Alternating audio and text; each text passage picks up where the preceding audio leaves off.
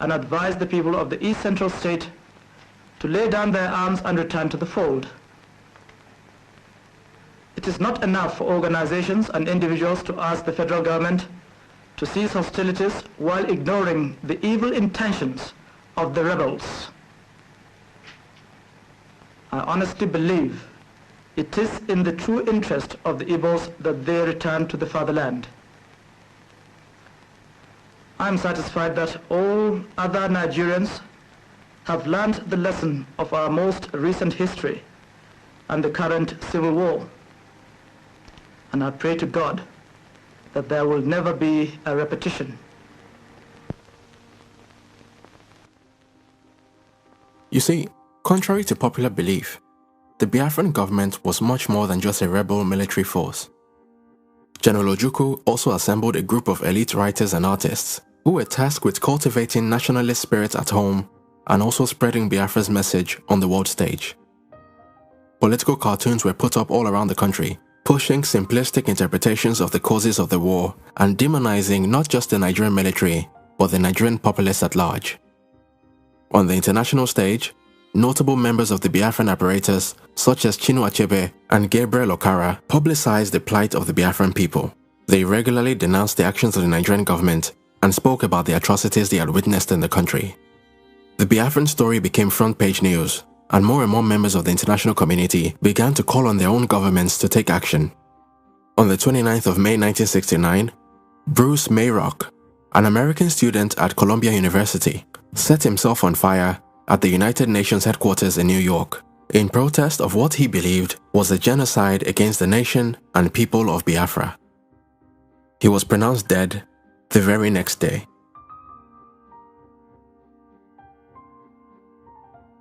With more and more of their own citizens calling for political intervention, the response from Nigeria's international backers was to ramp up their military support for the Nigerian forces to help them break the Biafran resistance once and for all. With their increased firepower, the Nigerian Federal Forces launched another major attack on the Biafran defense in the last week of December 1969. This final offensive, known as Operation Tailwind, was executed by a battalion led by Colonel Olusegun Obasanjo, a man who would later go on to be a two-time president of Nigeria. Operation Tailwind would ultimately break the deadlock. After over 3 weeks of heavy fighting, the last two major strongholds of Owerri and Uli fell to the Nigerian forces. Unwilling to go down with the Biafran ship, General Ojukwu fled by plane to the Ivory Coast, leaving behind his deputy Philip F. Young to negotiate the terms of Biafra's surrender to General Yakubu Gowon on the 14th of January 1970.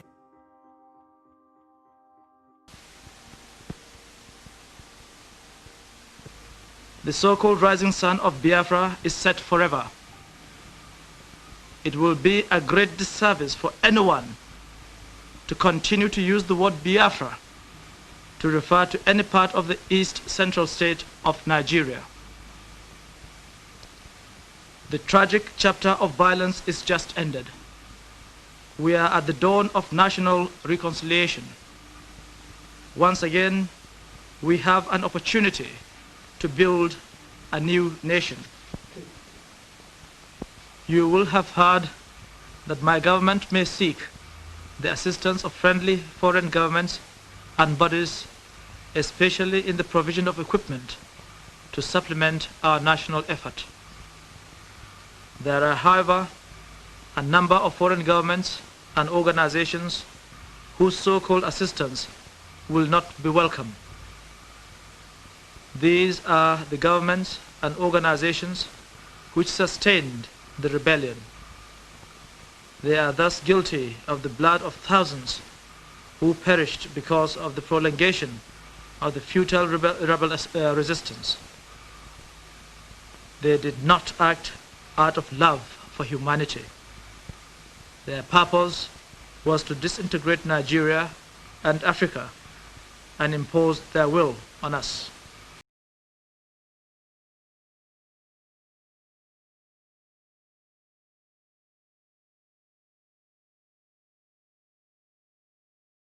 Governments did not do enough to bring healing and reconciliation in the years following the war would be a gross understatement.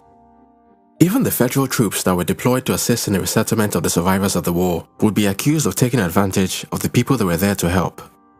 I have complaints about the behaviour of your troops. Many women say they've been molested and raped.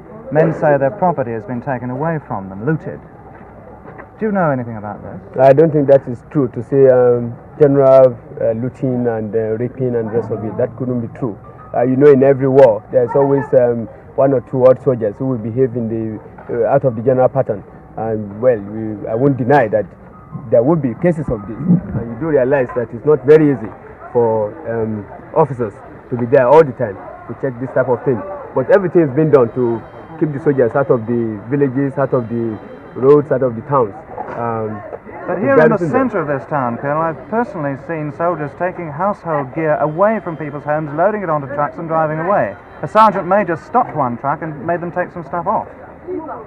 That sometimes we carry refugees with their belongings from the towns to the villages. Yeah. This could be. But this was just property being taken out of a house, furniture, a bedstead, among other things. Well, that might be one of the cases, the few odd cases I've talked about. But there are always people around who will check this type of thing, you know.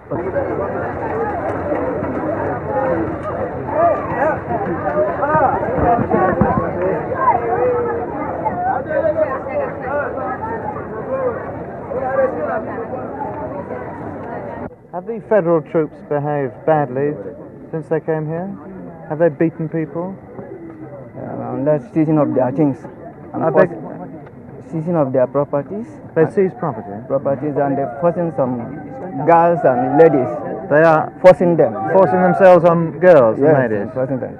Taking some wives from people try to do something in their lives. Have they been killing people? No. They don't kill civilians. Do they bring food in with them to feed the population? In fact, they don't.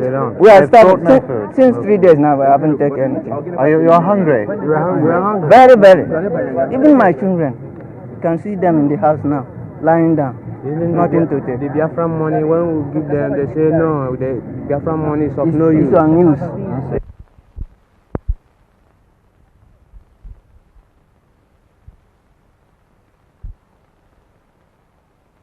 Do you know anything about raping or looting? No, I know nothing about that. What about food supplies? Is it true that the relief supplies are not coming in? Well, we have to make a distinction between the rural areas and the towns. It is coming into the towns because it's easier to arrange for transport. But obviously, it's more difficult to penetrate into the rural area. Have you seen any relief supplies here? Where's the feeding station? No, this is my first visit to Owerri. I'm living about 8 or 9 miles away. The people who say that there isn't such a centre. Well, I've just come from the police barracks, and they are distributing food every day down in the police barracks to the people. Through the police, not the Nigerian Red Cross. Through the police. The war had left millions of Igbos homeless, bereaved, and unemployed. To make matters worse, Nigeria had changed its currency during the war, and so the many Easterners who still held the old Nigerian currency were left in a very precarious position. The man who was tasked by the Gowon administration to rectify the problem was the former opposition leader, Chief Obafemi Awolowo, who at the time was Nigeria's Commissioner of Finance. His solution was to simply award every Easterner a grand total of 20 Nigerian pounds, regardless of how much money he or she had in their bank account prior to the war. For obvious reasons, this policy was seen as a deliberate attempt to cripple the economic recovery of the Igbo middle and upper classes. It was also at this time that the Gowon administration passed the controversial indigenization decree, which basically forced all foreign-owned companies operating in Nigeria to sell a proportion of their shares to Nigerian citizens.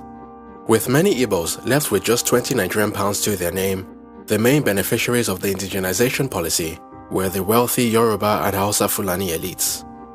Even till today, the wealth of a few of Nigeria's most prominent Hausa, Fulani and Yoruba families can be traced all the way back to shares that were acquired under Gowon's indigenization policy.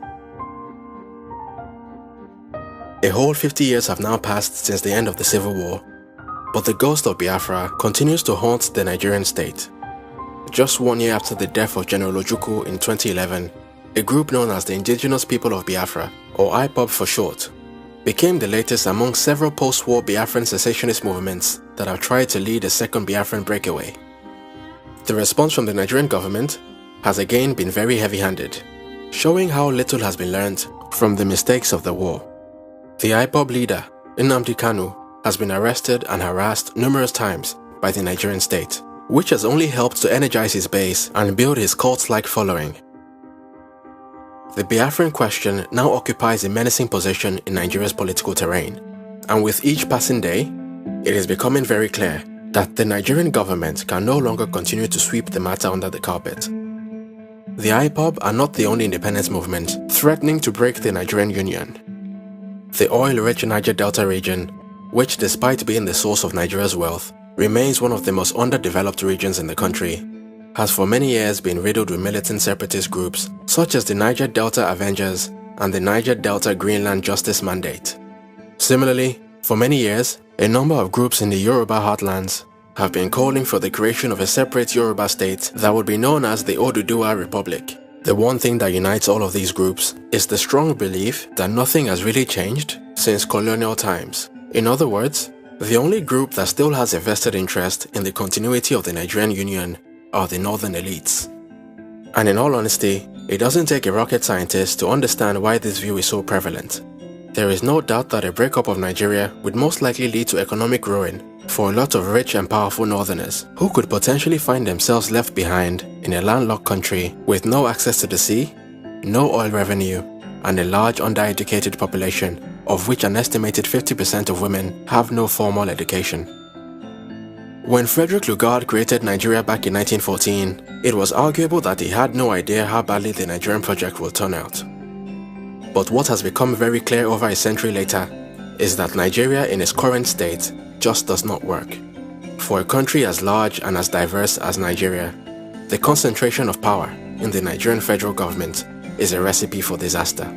With large sections of its population continuing to express feelings of marginalization and disconnection from the federal government, many have been putting forward the very sensible case for a restructuring of the country in a way that devolves power from the federal government to the various regions. This would mean giving each region power over their own resources and a greater ability to decide their own destinies. But while the idea of devolving powers from the federal government may be good for Nigeria as a whole, it would obviously mean a loss of power for those who benefit under the current system.